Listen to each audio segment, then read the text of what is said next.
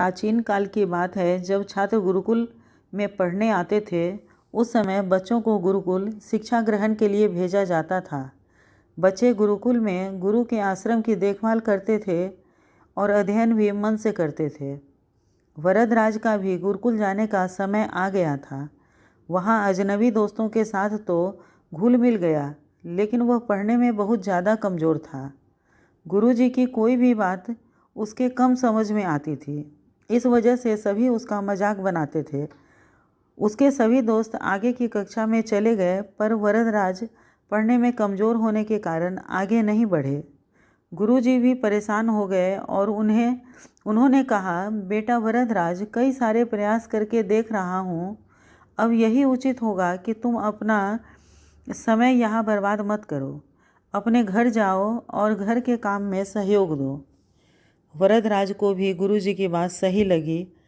शायद विद्या भी मेरी किस्मत में नहीं है। अस्वस्थ मन से गुरुकुल से निकल गए। मन में गंभीर विचार चलता रहा।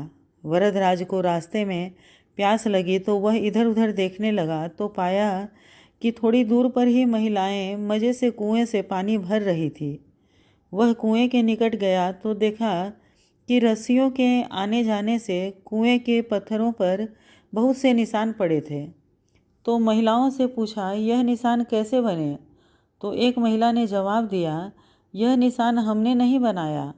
हम रोज़ पानी भरते हैं तो रस्सी हमेशा पत्थरों पर घिसती है, उसके कारण निशान बन गए। वरदराज का यहाँ से दृष्टिकोण बदला। उसने सोचा कि जब एक कोमल रस्सी के बार बार आने से एक ठोस पत्थर भी बदल सकता है, तो निरंतर अभ्यास से विचार भी बदल सकता है।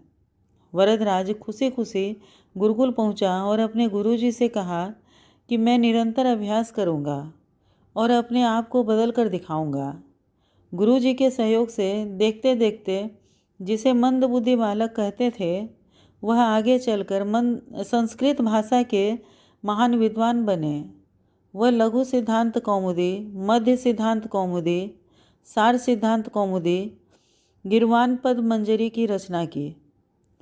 मोरल ऑफ द स्टोरी, दोस्तों, निरंतर प्रयास ही सफलता की कुंजी है।